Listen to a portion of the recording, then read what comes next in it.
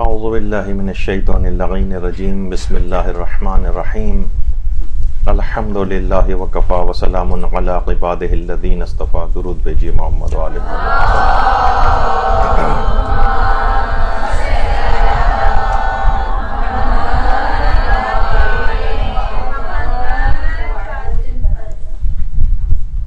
اچھا، اب ایک مسئلہ ہے کہ جو افراد تقلید نہیں کرتے اور تقلید نہیں کرتے تو کہتے ہیں کہ بھائی غیر مجتہد کے لیے تو جو ہے وہ، بلکہ وہ تو مجتہدین کے لیے بھی کہتے ہیں کہ ان کے لیے فتویٰ دینا جائز نہیں. یہ فتویٰ کیوں دے رہے ہیں؟ اکثر آپ دیکھیے سوشل نیٹ ورکنگ کے اوپر اس طرح کی بہت سی بحثیں اٹھتی ہیں. ہاں، غیر مجتہد کے لیے فتویٰ دینا حرام ہے، اور اصلاً یہ جو افراد تقلید نہیں کرتے نا اور اپنی مرضی کے مطابق عمل کر رہے ہیں، خود فتویٰ دے رہے ہوتے ہیں. بھائی ان سے پوچھیں گے آپ یہ نماز جو ہے اس طرح سے کیوں پڑھ رہے ہیں؟ تو وہ کہتے ہیں کہ بھائی یہ فلاں حدیث کے اندر یہ آیا ہے. تو بھائی یہ آپ نے یہ جو کہا ہے کہ حدیث کے اندر آیا ہے، آپ نے پوری تحقیق کر لی ہے؟ کہتے ہیں جی ہماری پوری تحقیق ہے. تو یہ ایک لحاظ سے یہ ہو گیا کہ ہم اجتہاد کر رہے ہیں اس کے اندر، اور اس کے بعد نتیجہ یہ نکل رہا ہے کہ مثلا ہم تشہد میں جیسے شہادت ثالثہ پڑھ رہے ہیں. اب اختلاف ہے علماء میں، وہ میں ابھی اس علمی بحث کے اندر نہیں جا رہا، لیکن یہ جو عام جاہل افراد ہیں یہ کہہ رہے ہیں ہم نے تحقیق کی ہے. تو ایک عالم کی تحقیق اور ایک جاہل کی تحقیق، اس کے اندر کتنا زمین و آسمان کا فرق ہو جاتا ہے. تو بہرحال دیکھیے قرآن کی آیات بھی اس سلسلے میں کہ ہم نے لِكُلِّ جَعَلْنَا مِنْكُمْ شِرْعَةً وَمِنْهَاجًا، یعنی ہم نے ایک راستہ اور طریقہ ہر چیز کے لیے مقرر کیا ہے. اپنی مرضی سے انسان کوئی راستہ اور طریقہ نہیں بنا سکتا ہے. شریعت کے اندر ہر چیز معین ہے، کون سی چیز کس انداز سے انجام دینی. تو لوگ سوچتے ہیں یا نوجوان ہمارے سوچتے ہیں کہ سوشل میڈیا پہ اس طرح کی ٹامک ٹوئیاں مار کے یہ کچھ سافٹ ویئر، یا مثلا اب آج کل لوگوں کے ہاتھ میں جو ہے وہ بھی آ گیا ہے گوگل وغیرہ، کہ انہوں نے جناب سرچنگ ورڈز ٹائپ کر کے ادھر ادھر سے چیزیں نکالی اور کہا کہ دیکھیے یہ ہے نظریہ. تو اس طرح سے کوئی بھی شخص مجتہد نہیں بن سکتا ہے کہ وہ بیٹھ کر گوگلنگ کرے اور اس کے بعد، یا بہت سے نوجوان سوچنے لگتے ہیں کہ ہمارا مطالعہ بہت ہو گیا ہے، بہت زیادہ کتابیں ہم نے مثلا پڑھ لی ہیں، اور بہت بڑی لائبریری ہے ہمارے پاس، اور سافٹ ویئر سارے ہمارے پاس حدیثوں کے ہیں، رجال کے ہیں، ہم خود سے ہر مسئلہ کا حل خود نکال سکتے ہیں، ہمیں مجتہد وغیرہ کیا ضرورت ہے. جو تقلید کرتے ہیں بعض اوقات وہ بھی اب یہ کہنے لگے مجتہد نے یہ والا فتویٰ غلط دیا ہے، یہ دیکھیے یہ حدیث کے خلاف ہے. ارے آپ اپنی علمی حیثیت اور وہ دیکھیں، مجتہد کے لیے کتنی چیزوں کا بے شمار علوم کو ایک مجتہد حاصل کر کے اس کے بعد اپنے سر اور داڑھی کے بالوں کو سفید کر کے کمر جھکا کر وہ ایک فتویٰ دے رہا ہوتا ہے. کتنی چیزیں ہوتی ہیں. مجتہد دیکھیے بنتا کیسے، ایک تھوڑا سا ہلکا سے خاکہ، بعض اوقات اسے آپ کہیں گے کہ بھئی قرآن کی آیات، تو بعض اوقات اسے قرآن کی آیات میں بھی آیات اور صحیح حدیثوں کے ٹکراؤ کو دیکھنا پڑتا ہے. بعض اوقات یہ بھی ہوتا ہے کہ قرآنی آیت کچھ اور کہہ رہی ہے، صحیح حدیث کچھ اور کہہ رہی. ایک بہت مشکل سی ایک بات ہے لیکن آپ کے لیے ویسے بیان کر دوں. ایک مشہور ہے ایک بات علماء میں کہ قرآن قطعی الصدور و ظنی الدلالہ ہے، اور حدیث جو ہے وہ ظنی الصدور اور قطعی الدلالہ ہے. اس کے کیا معنی ہیں؟ یعنی قرآن قطعی الصدور، ایک ایک لفظ قرآن کا وہی ہے جو پروردگار کی طرف سے نازل ہوا ہے، کوئی حرف کا بھی فرق نہیں.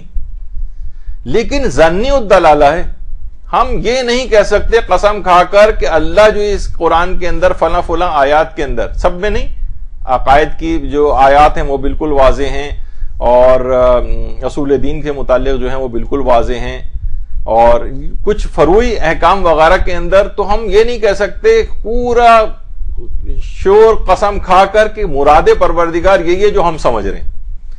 قرآن قطعی الصدور ہے، لفظ حرف ایک ایک حرف اللہ کی طرف سے، کوئی تحریف نہیں ہے اس میں. لیکن ظنی الدلالہ ہے، ہم یہ نہیں کہہ سکتے کہ فلاں چیز کا جو حکم ہے اس میں مراد پروردگار یہی ہے اس فرعی حکم میں. جبکہ حدیث کے اندر یہ کہ حدیث ظنی الصدور ہے، راویوں سے ہمارے پاس آئی. ممکن ہے کہ امام نے ایسا نہ کہا ہو، راوی کے اپنے الفاظ ہوں، راوی اپنے کوئی پوچھتے تھے کہ آج امام نے کیا فرمایا، اس نے کہا یہ بیان فرمایا، اور وہ پھر ایک حدیث بیان کرتا ہے مثلا کوئی بھی. تو ہم یہ نہیں کہہ سکتے ایک ایک حرف وہی ہے جو کہ امام نے فرمایا تھا. ظنی اس کا مطلب ظنی الصدور، یعنی ہم یہ نہیں کہہ سکتے جس طرح قرآن کے متعلق ایک ایک حرف وہی، لیکن قطعی الدلالہ ہے، حدیثوں میں بالکل قطعی طور پر حکم میں شریعت جو ہے اکثر حدیثوں کے اندر جو ہے جو بیان ہوتا ہے اس میں یعنی پورا قطعی اور یقینی ہوتا ہے، سب میں نہیں لیکن زیادہ تر احکام تو جس میں مجتہد واجب و حرام وغیرہ کا فتویٰ دیتا ہے کہ بالکل یقینی طور پر یہ بات۔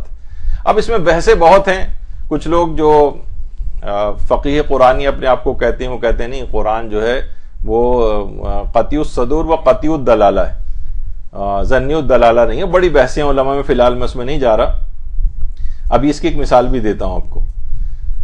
مثلا یہ صفا و مروہ کے متعلق جو قرآنی آیت ہیں کہ ان الصفا والمروہ من شعائر اللہ فمن حج البیت او اعتمر فلا جناح علیہ ان یطوف بہما،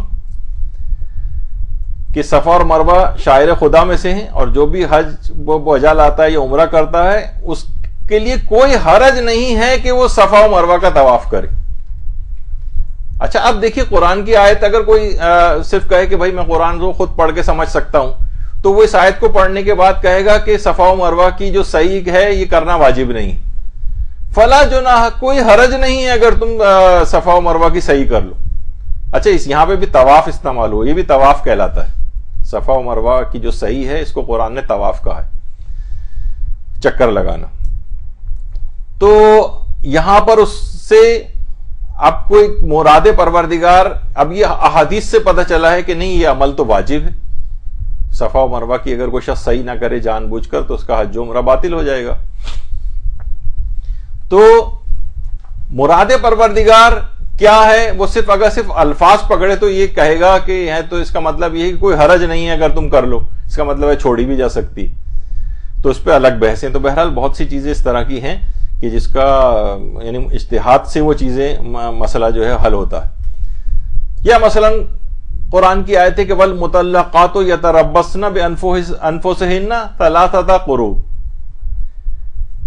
طلاق یافتہ عورتوں کو حکم ہے کہ وہ 3 قروء عدہ رکھیں۔ اب دیکھیے اب مراد پروردگار یہاں کیا ہے، قروء کس کو کہتے ہیں؟ مثلا کوئی عورت طلاق کے بعد دوسری شادی کرنا چاہ رہی ہے تو اس کو ایک عدہ گزارنا ہے۔ عدہ کیا ہے؟ قرآن کہہ رہا ہے 3 قروء۔ آپ نے کہا قروء کیا ہے، ذرا ڈکشنری وغیرہ کھول کے دیکھیں تو آپ نے ڈکشنری کھول کے دیکھی، اس میں 2 معنی لکھے ہوئے ہیں، ایک میں ہے عورت کے لیے نجاست کا زمانہ اور دوسرے معنی عورت کے لیے طہارت کا زمانہ۔ اب عورتیں 3 نجاست دیکھ لے تو وہ دوسرا نکاح کر سکتی ہے، 3 طہارتیں دیکھ لے تو کر سکتی، دونوں میں فرق ہو جائے گا بہت۔ آپ کہیں گے ہمیں تو بظاہر یہ لگ رہا ہے کہ 3 نجاستیں دیکھ لے، تو یہ تو آپ کا اپنا خیال ہو نا، مراد پروردگار کیا ہے؟ اب بہت سی چیزیں جو ہے نا قرآن سے نہیں ہوتی، پھر احادیث ساری دیکھنا پڑتی ہیں۔ یہی ہے کہ مجتہد کا کام یہاں سے اصل میں شروع ہوتا ہے۔ کوئی شخص خود سے، یہ آپ کے سامنے چند ایک مثالیں پیش کر رہا ہوں کہ خود سے کوئی چیز وہ نہیں، غیر مجتہد کے لیے ممکن نہیں ہے کہ ان تمام احادیث کا اس لحاظ سے احاطہ کرے۔ اچھا کتنی ایسی چیزیں ہیں کہ مثلا اس میں اس کو مجتہد کو لغات کا بھی پورا دیکھنا پڑتا ہے، کون کون سے لفظ کے کتنے کتنے معنی، جیسے آپ نے قروء کے اندر دیکھا۔ اور ہمارے استاد ایک مثال کے طور پر ایک چیز بیان کرتے تھے کہ مثلا اگر امام مثال کے طور پر امام کہیں کہ تم پر واجب ہے کہ عین کو جا کے دیکھو، عین یہ نون۔ اب آپ نے کہا بھائی عین کیا چیز ہے؟ آپ نے کہیں ڈکشنری کھول کے دیکھا، پتہ چلا عین کے 70 معنی لکھے ہوئے ہیں۔ آنکھ کو بھی عین کہتے ہیں اور پانی کے چشمے کو بھی عین کہتے ہیں اور انسان کے گھٹنے کو بھی عین کہتے ہیں، کسی ملک کے جاسوس کو بھی عین کہتے ہیں، رات کے وقت چوری کرنے کو بھی عین کہتے ہیں۔ اب آپ کہیں گے بھائی عین کو جا کے دیکھو کیا مطلب ہے؟ سورج کو بھی عین کہتے ہیں، تو سورج کو دیکھیں، آنکھ کو دیکھیں، پانی کے چشمے کو دیکھیں، گھٹنے کو دیکھیں، ملک کے جاسوس کو جا کر دیکھیں، رات کے وقت چوری کریں، کیا کریں؟ ایک آدمی پریشان ہو جاتا ہے، تو اسے لغات کے اندر صحیح طور پر کسی لفظ کا کیا مفہوم ہے یہ بھی جا کر چیک کرنا پڑتا ہے۔ میں یہ سب سامنے چیزیں آپ کیوں پیش کر رہا ہوں کہ آج کل یہ نعرے بہت لگنے لگے ہیں، تقلید کی کوئی ضرورت نہیں، ہر شخص کو خدا نے علم حاصل کرنے کے لیے کہا ہے، تو آپ خود کیوں نہیں علم حاصل کرتے؟ کیوں دوسرے لوگوں کے جا کر محتاج ہوتے ہیں؟ تو ہم بھی یہ کہتے ہیں کہ جی ہاں بالکل مجتہد بن جائیے۔ ہماری تو پہلی تقریر ہی اس موضوع پہ تھی کہ کیا تقلید کرنا واجب ہے؟ تو نہیں، آپ یا تو مجتہد رکھتے ہو تو مجتہد بنے، اور مجتہد بننے کے لیے ان تمام علوم سے گزرنا پڑے گا۔ یہ حاصل کر رہے ہیں تو اسلام کو کوئی اعتراض نہیں کہ آپ تقلید نہ کریں، لیکن ان تمام لغات کا بھی آپ کو وہ کرنا پڑے گا. اچھا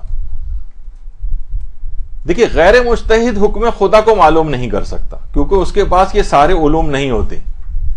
کتنے علوم کا اس کو حاصل کرنا ضروری ہے؟ تمام احادیث فقہی کا علم ہونا چاہیے. فقہی مسائل کی جتنی احادیث ہیں، خاص طور پر جو کتب اربع ہیں ہماری، اصول کافی، ملا یاسر الفقی، تہذیب الحکام، استبصار، یہ تمام کتابوں کے اندر جتنی فقہی احادیث ہیں مثلا، ان تمام کتابوں میں جو ہماری کتب اربع کہلاتی ہیں، ان کی فقہی احادیث کو شیخ حر عاملی نے حرم امام رضا علیہ السلام کے صحن مبارک میں، اللہم صلی علی محمد و علی محمد،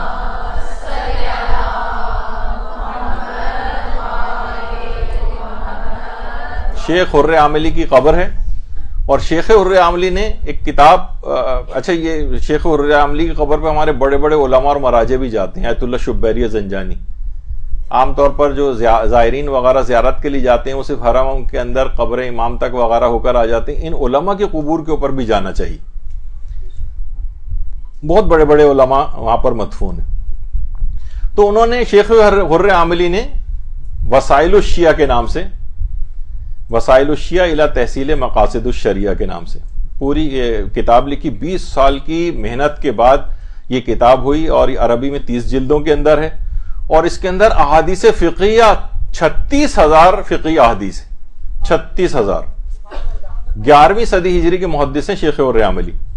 اور اس کا اردو ترجمہ بھی 20 جلدوں کے اندر علامہ محمد حسین نجفی صاحب قبلہ نے کیا ہے، مسائل الشریعہ کے نام سے. اردو ترجمہ بھی ہو چکا ہے، اگرچہ علماء کے اندر بہرحال ایک بحث جب اس کا ترجمہ نہیں ہوا تھا تب سے بھی چلی آ رہی کہ یہ احادیث فقہیہ کی جو کتابیں ہمارے جاہل معاشرے میں اس کے اردو ترجمے کرنے سے نقصان عام طور پر ہوتا ہے. وہ یہی ہوتا ہے کہ لوگ کہتے ہیں بھائی تقلید کی کوئی ضرورت نہیں، ہر شخص خود ہی نکالے اور مجتہد یہ جو احادیث ہیں خود ہی دیکھ کے فیصلہ کر لے کہ اسے کیا کرنا ہے. اب ایک ہی مسئلے کے اندر متضاد حدیثیں، اب کون سی حدیث کو لے گا یہ تو نور اجتہاد سے طے ہوگا.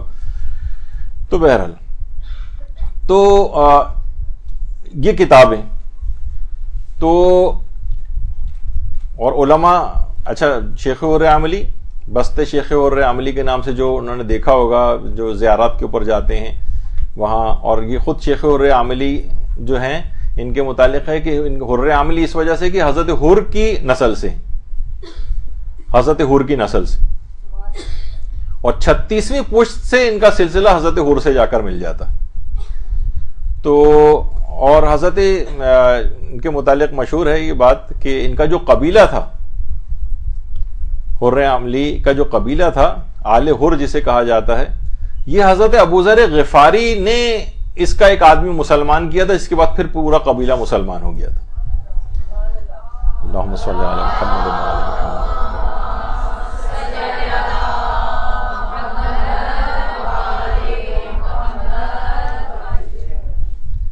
اور یہ جو ان کے ہاتھ کی لکھی ہوئی جو خطی نسخہ ہے وسائل الشیعہ کا، یہ آستان قدس رضوی آپ نے دیکھا ہوگا کہ وہاں پر جو کتاب خانہ ہے اس کے اندر بھی باقاعدہ حرم امام رضا کا جو کتاب خانہ ہے وہاں پر بھی یہ موجود ہے. اور بہت لوگ وہاں پر آ کر جو ہے نوجوان طالب علم وغیرہ اور طالبات وہاں پر آ کر لائبریری سے استفادہ کرتے ہیں.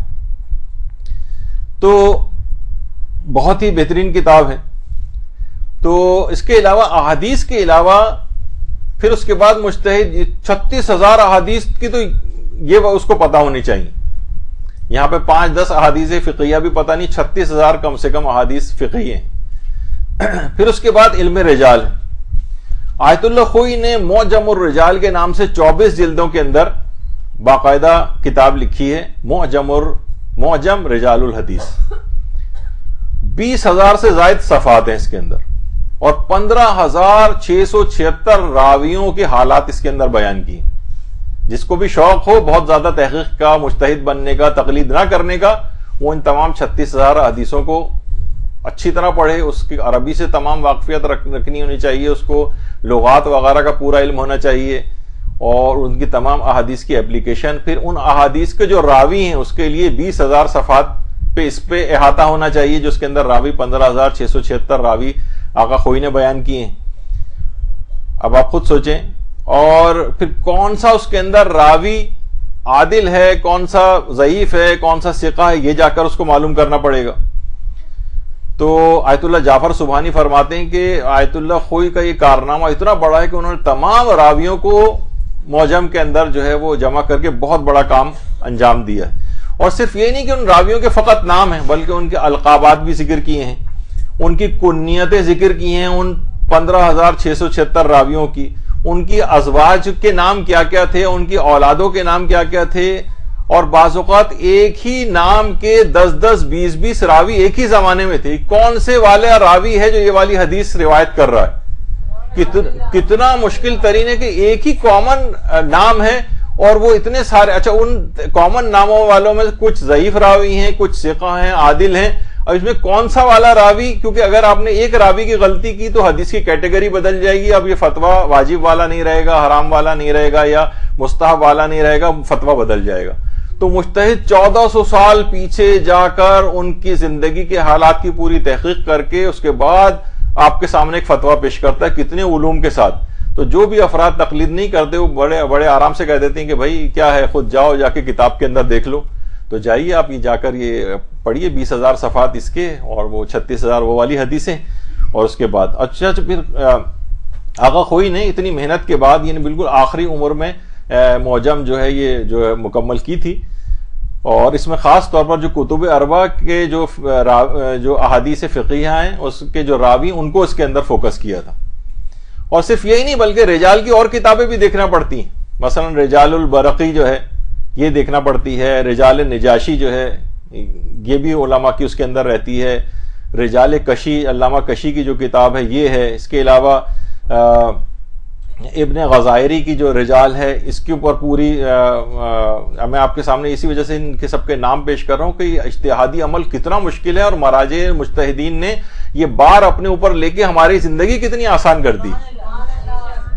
تو ابن غزائری کا جو وہ ان کی رجال ہے. اس کے علاوہ فہرست شیخ طوسی ہے, اس کے اندر جو رجال ہیں, اس کے علاوہ رجال شیخ طوسی ہیں, اس کے اندر جتنے بھی راوی ہیں ان سب کو دیکھنا پڑتا ہے. بلکہ آقا خوئی نے جو معجم جو ان کی کتاب ہے اس کے اندر 135 خاتون راویات جو ہیں, جو راوی ہیں, جو خواتین میں شامل ہیں, ان کی بھی پوری تحقیق اس کے اندر لکھی اور بڑی مہارت کے ساتھ. تو پھر فقط یعنی یہ کہنے کا مقصد ہے فقط رجال کی کتاب یا اس کا سافٹ ویئر ہاتھ میں ہونے سے کام نہیں چلتا, اس کے ضمن کے اندر کتنے ہی ایسے اصول قواعد جس سے مجتہد واقف ہوتا ہے. ہم یہ نہیں کر سکتے بس گئے حدیث کے راوی کا نام دیکھا, جا کے معجم کے اندر دیکھ لیا کہ ثقہ یا عادل کیا لکھا ہوا ہے اس کے نام کے سامنے, اور بس فتویٰ نوجوانوں نے دے دیا کہ دیکھیے اس کے راویوں کے اندر یہ گڑبڑ پائی جاتی ہے. تو یہ ایک بڑے مسئلہ ہے آج کل ہو گیا ہے. جو سائنسی ایجادات ہیں فائدے مند بھی ہیں اور نقصان دہ بھی بعض اوقات ہو جاتی. پھر یہ دیکھا جاتا ہے جیسے میں نے کہا کہ آیات و احادیث کا ٹکراؤ دیکھا جاتا ہے. کبھی تو آپ کو لگ رہا ہوتا ہے ٹکراؤ ہے, لیکن اسلام اس کو ٹکراؤ نہیں کہتا. اب میں اس کی بھی تفصیل میں جاؤں گا تو بڑا مسئلہ ہو جائے گا. اور کبھی احادیث کا احادیث سے ٹکراؤ ہوتا ہے. مثلا آپ کبھی اٹھا کر دیکھیں غسل جمعہ کی احادیث, کسی میں کہا جا رہا ہے کہ مثلا ان الغسل الجمعۃ واجب, بے شک غسل جمعہ واجب ہے, اور پھر وہی راوی ہیں زرارہ, وہی چھٹے امام ہیں, وہی کتاب فروع کافی ہے, اس میں سوال پوچھا جا رہا ہے مولا مستحب غسلوں کی فہرست بتائی, امام اس میں اندر غسل جمعہ کا بھی نام لے رہے ہیں. اب حدیث ایک میں کہا جا رہا ہے واجب ہے اور ایک میں کہا جا رہا ہے مستحب ہے. اب یہ حدیثیں ٹکرا رہی ہیں آپس میں. اب ٹکراؤ کو کون حل کرے گا؟ حدیث کا اگر آپس میں ٹکراؤ ہو جائے تو یہ مجتہد کا یہاں سے کام شروع ہوتا ہے کہ حدیثوں میں اگر حدیثیں آپ کو مل بھی جائیں تو ان کو حل کیسے کیا جائے گا. خمس ہے, اس کے متعلق اتنی حدیثیں آئیں کہ علماء کے 18 الگ الگ فتوے خمس کے سلسلے میں بن گئے. ابھی اس میں جانے کا موقع نہیں, ہمارے پاس وقت ختم ہو گیا بالکل. تو بعض اوقات یہ اس طرح سے تعارض الادلہ کہلاتی ہے, اس میں الف غائب ہو گیا ہے. بہرحال یعنی حدیث جب یہ اس میں ٹکراؤ ہو جاتا ہے حدیث کا تو مجتہد کیسے اس مسئلے کو حل کرتا ہے.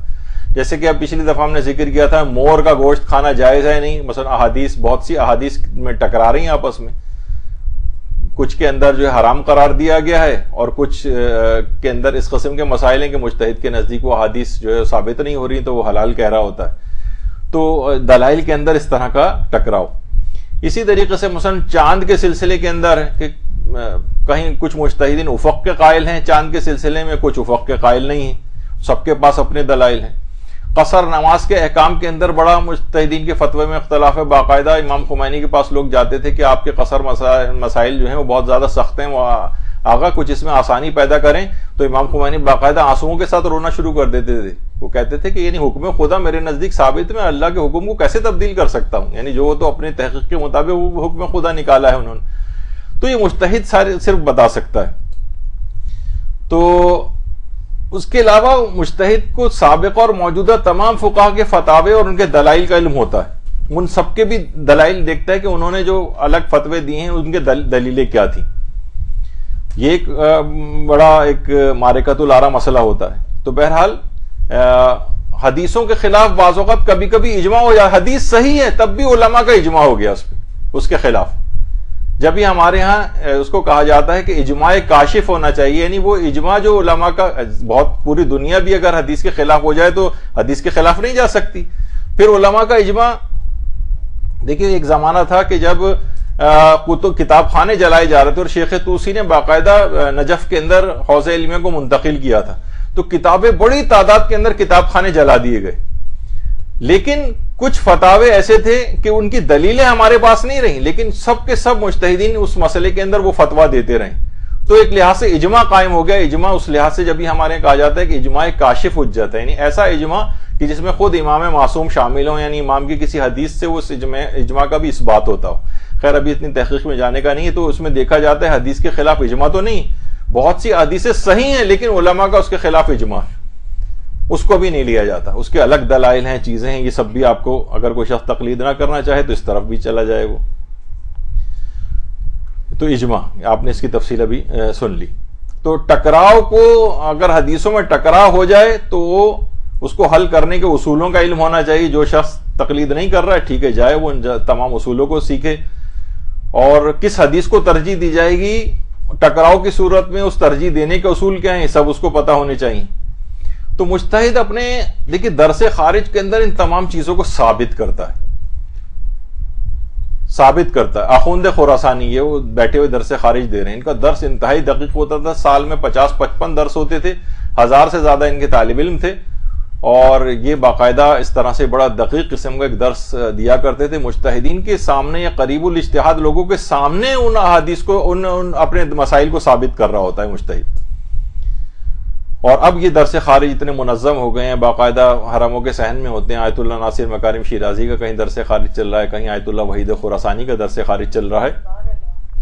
تو انتہائی دقت کے ساتھ, یعنی بعض اوقات یہ ہوتا ہے کہ تقلید سے لے کر دیات تک کا ایک دورہ ہوتا ہے پورا, ابھی وہ دورہ مکمل بھی نہیں ہوتا کہ مجتہد انتقال کر جاتا ہے. یعنی اتنی تفصیل کے ساتھ, بہت سے تو ایسے مسائل ہوتے ہیں 6-6 مہینے 1-1 سال تک ان کی تفصیل مجتہد جو ہے دلائل کے ساتھ بیان کر رہا ہوتا ہے. آیت اللہ سیستانی کے متعلق کہا جاتا ہے کہ یعنی ان منفرد علماء اور مجتہدین میں سے ہیں جنہوں نے تقلید سے لے کر دیات تک کے درس خارج کے پورے 3 دورے مکمل کیے. درود بھیجیے محمد علیہ السلام.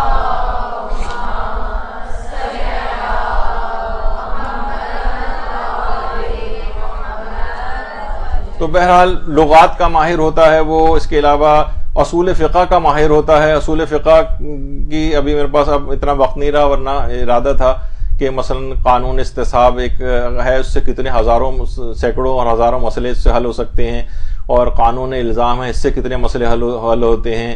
اور اچھا ایک بات اور بتا دی جائے کہ عام طور پہ چیز مشہور ہے کہ مرجع عالم کو سیاسیات اور عالمی حالات کا ماہر ہونا چاہیے. اس کا تقلید سے کوئی تعلق نہیں, ٹھیک ہے, یہ اس کا تعلق رہبری سے ہے, اس کا تعلق دیگر امور سے ہوتا ہے, لیکن مرجع تقلید کا تعلق اس سے نہیں. یہ اگر عام طور پر ہمارے اس کے اندر موجود بھی ہوتی, جیسے کون کہے گا کہ آیت اللہ سیستانی کے اندر وہ سیاسیات کو نہیں جانتے ہیں, پوری دنیا کی سیاست کو مرجع ڈیل کر رہا ہوتا ہے, لیکن اصلاً شرط کے طور پر نہیں. ورنہ آپ کو جو شروع میں شرطیں بتائی گئی تھی کہ زندہ ہو, عادل ہو, حلال زادہ, اس میں یہ بھی ہونا چاہیے تھا کہ سیاسیات کا ماہر ہو, لیکن وہ شرط نہیں. وہ خود بخود اپنی بصیرت کے تحت ان معاملات کو حل کر رہا ہوتا ہے, لیکن شرط کے طور پر نہیں. اور فقہ سے متعلق تاریخ کا بھی اس کو پورا علم ہونا چاہیے. بعض اوقات یہ ہوتا ہے کہ حدیث کے اندر آیا کہ پیغمبر نے مثلا گدھے کے گوشت کو ممنوع قرار دیا یا حرام قرار دیا. آیت اللہ سیستانی نے اس کی مثال لکھی کہ وہ جنگ خیبر کا خاص تناظر کے اندر, کیونکہ گدھے اس وقت اسلحے کی ترسیل کا واحد ذریعہ مسلمانوں کے پاس وہ گدے تھے جس سے اسلحہ ادھر سے ادھر جا رہا تھا. اگر وہ بھوک کے عالم میں وہ اس کو بھی اگر وہ کھا لیتے, کیونکہ حرام گوشت جانور نہیں ہے گدھا, شدید مکروہ ضرور ہے اس کا گوشت کھانا لیکن حرام نہیں. شاید اسی وجہ سے وہ پنجاب وغیرہ کے اندر اسی مسئلے پہ عمل کر کے لوگوں کو گدھے کا گوشت کھلا رہے تھے وہ. لیکن بہرحال یعنی اصلاً فقہی حکم میں آپ کو بتاؤں کہ کبھی ایسا کوئی صورتحال ہو جائے شدید مکروہ ضرور ہے لیکن حرام نہیں, تو مجتہد کو یہ دیکھنا پڑتا ہے کہ پیغمبر نے جو منع کیا تھا کیا یہ اس کی حرمت اصلی بیان کی تھی کہ گدھا حرام ہے, یا یہ کہ وہ ایک انتظامی حکم تھا کہ اگر اس وقت اس کو استعمال کر لیا جاتا ذبح کر کے اگر کھا لیتے بھوک کے حالت میں تو اصل مسلمان وہ جنگ ہار جاتے. اسلحے کی ترسیل کا واحد ذریعہ اس وقت یہ تھی جانور تھی. تو اس کو اتنے تاریخ کا ماہر ہونا چاہیے کہ یہ جو فتویٰ وہ دے رہا ہے اس زمانے کے حالات کو اسے علم ہو کہ کس حالات کے اندر یہ پیغمبر یا امام نے یہ بات کہی تھی. یہ بھی کتنی ہے کہ 1400 سال بعد جا کے 1400 سال پہلے جا کے آپ تمام حالات اور تاریخ کو آپ دیکھیں. تو بہرحال خالی یہ نہیں, اسی وجہ آپ نے پچھلی دفعہ میں نے دکھایا تھا کہ آیت اللہ سیستانی نے صرف یہی فقط کتابیں نہیں بلکہ کتنی کتابیں ہمارے مجتہدین لکھتے ہیں, تقریباً کتنی 37 کے قریب کتابیں یا ان کی بحوث اور تقریرات جو ہیں وہ سب علماء نے جو ہے جمع کی ہیں. کتنے موضوعات کے اوپر مجتہد بے شمار مسائل کے اوپر اس کی نگاہ ہوتی ہے.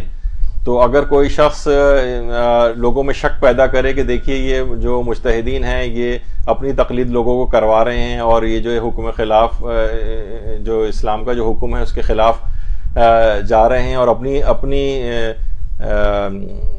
لوگوں کے اندر علمیت کو ظاہر کرنے کے لیے اپنی تقلید زبردستی کروا رہے ہیں, تو آپ نے دیکھا کہ کتنا زیادہ علوم کو حاصل کرنے کے بعد یہ اس مقام تک پہنچتے ہیں کہ ان کی تقلید ہو سکے. اور جو شخص نہیں چاہتا کہ ان کی تقلید کرے تو ان تمام علوم کو حاصل کرے, جب اس کی بھی کمر جھک جائے گی اور بھاویں کے جو بال ہیں وہ بھی سفید ہو جائیں گے تو وہ اس قابل ہو جائے گا انشاءاللہ کہ وہ پھر تقلید اس وقت تک نہ کرے, لیکن جب تک اس مرحلے تک پہنچنے سے پہلے اس کو تقلید ہی کرنا ہے.